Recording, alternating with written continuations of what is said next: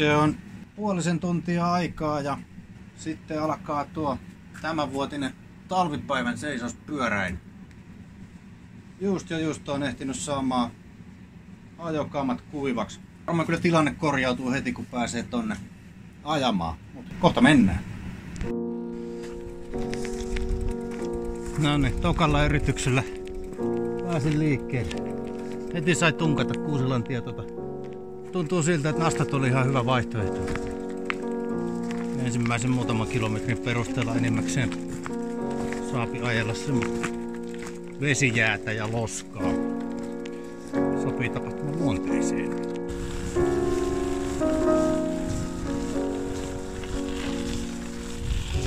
No nyt on sitä mitä tultiin hakemaan. Ei tarvinnut tulla kun se eka 5 kilsaa katuvaloissa. Pääsi kunnon meininkiin. Pimeitä pitää olla. Näin se homma eteni.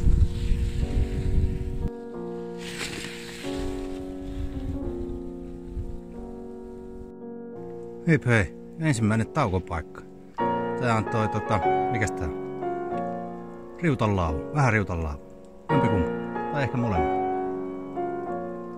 Siellä onkin joku tulilla, niin tänne mennä kuokkimaan. Ainoa ongelma tähän mennessä, että ei ole yhtään nälkä. Jos se ei joka tauolla syö niin kiintiöön, niin sittenhän niitä saa kanniskella koko matkan niitä eväitä.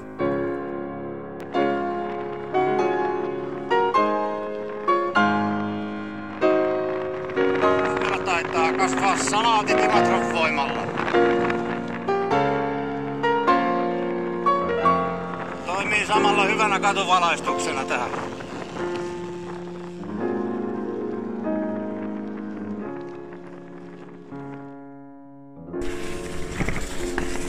Nyt löytyi taas aika hyvä baana. Ja hyvässä talvikunnossa.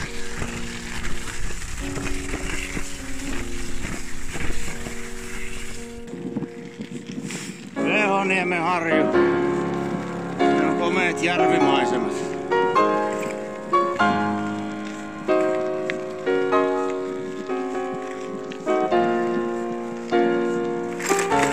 Kohtaakin taas taukopaikka. Vehoniemen laavu. Katsotaan miten se täällä pimeässä löytyy, eiköhän se siitä.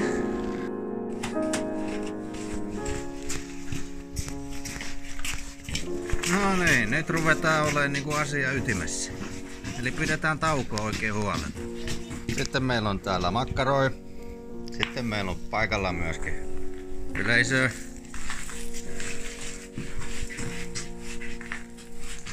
Ja sitten meillä on täällä myöskin pimeät. Kaikkea on, ihan niin kuin pitäisikin. Noniin, semmonen oli Vehoniemen harjun laavu, sehän oli oikein mukava.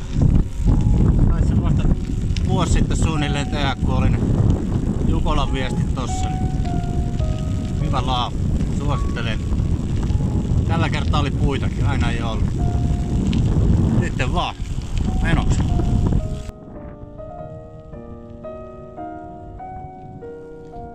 Piti nopsaan pysähtyä jarrua säätää hetkonen tosta. Mites päin tää menee? Vielä vähän. Siellä sitten tavalliset ihmiset on jo saunan jälkeen katsomassa napakymppiä. Mitä ikinä tapahtuukaan sitten sen jälkeen. Varmaan ne nukkumaan menee. Minä menen pyöräilemään.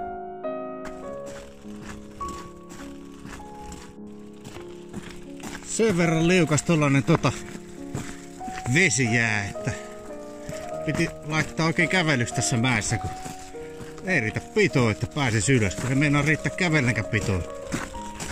Mutta ehkä se tästä hissukseen.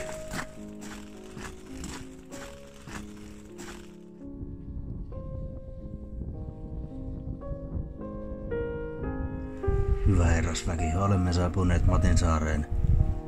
Ja nyt ollaankin jännän äärellä, nimittäin nyt mennään katsoa, että onko meikäläisen polttopuukätkä vielä tuolla tallessa kivenkolossa.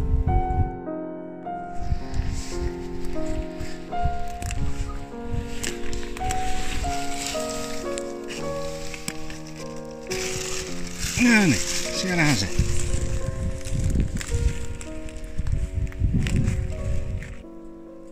Haha, yhdellä raapasulla. Kohta on muuten ryynimakkaraa.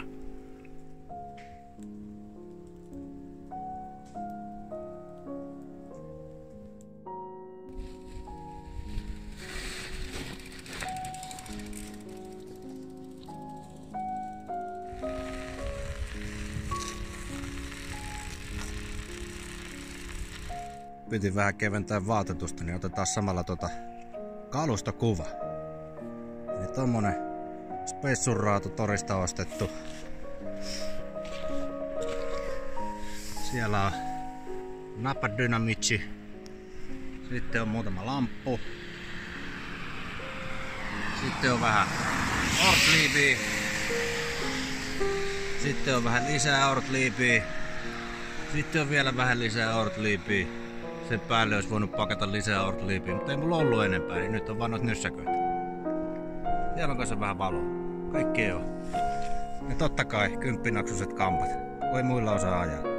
Eiköhän sitä voi painella nyt sitten kohti seuraavaa taukoa. Vähän meinaa nyt mennä tarpeettoman urbaaniksi. Joudutaan kestää. No, ei oo kyllä enää urbaania. Eikä muuten mennyt ajamalla nämä pitkokset. Nyt ollaan Katajajärven laavulla.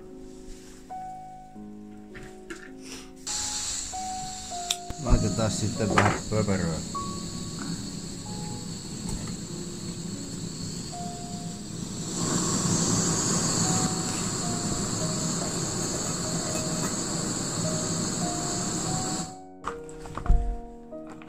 Tällä kertaa meillä ei olekaan ryynimakkaraa, vaan meillä on näköjään tikka masala kuskusateria.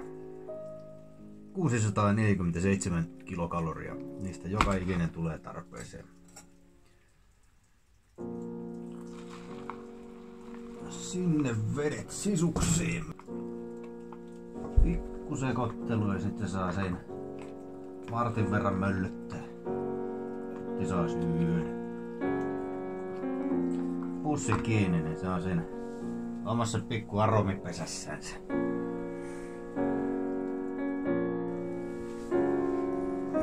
Noniin.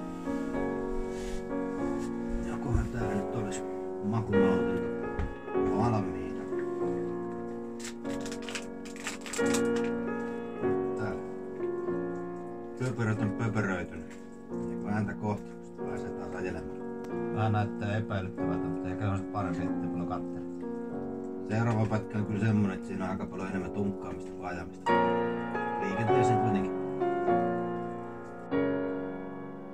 Nyt on ehkä toistaiseksi rankinta pätkää. Näyttää ihan täydelliseltä, mutta toihan ei ole jäässä, vaan se on niinku sellaista loskaa. Se murtaa kivasti tuossa renkaan alla.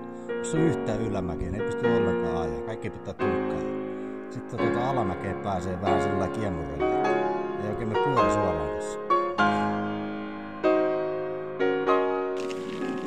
No olihan pätkä sieltä laavulta tuohon Lintukallion tien päähän. Ihan älytöntä loskaa. Sai tunkata kaikki tasaiset ja ylämäet tietysti ja alamäet nyt jotenkin pääsi. Vähän sillä auttavasti. Ja sitten sellainen älytön jääpolanne ralli siihen loppuun. Ihan sikahuippupätkä. No löytyyhän se lopulta. Oli kyllä aikamoinen tetsaus tänne. Kaiken maailman mettäkoneen uraa painelin tuolla. Täytyy kyllä oikein niinku itteensä taputtaa olkapäälle, että hyvä reitti on kyllä tehty. Nyt on vedetty koko rahan edestä todellakin. En tiedä teistä, mutta mä otan nyt pienet tirsit. Kohta ajetaan taas sitä naparuskaa.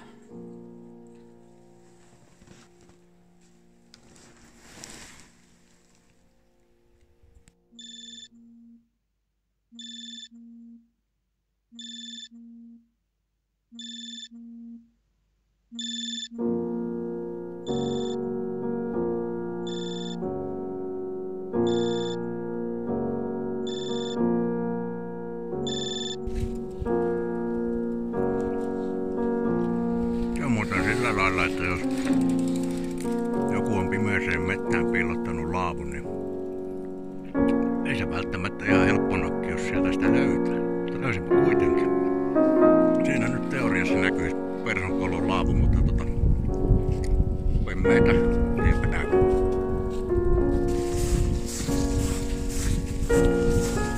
Mä meinaan mennä taas tunkkaas hommi.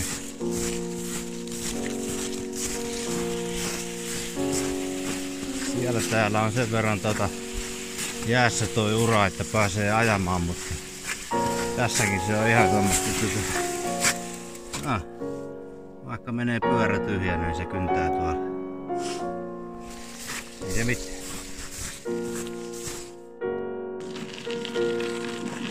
Sitten ollaankin ikävä kyllä täällä Kelvillä taas.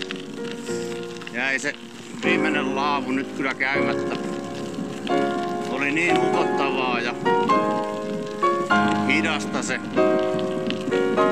että ois tehnyt vähän tiukkaisten ehtiä siitä maaliin. Se metsäautotiellä eteneminen oli tommonen 5 kilsaa tunnissa keskarilla, niin mutta ei se mitään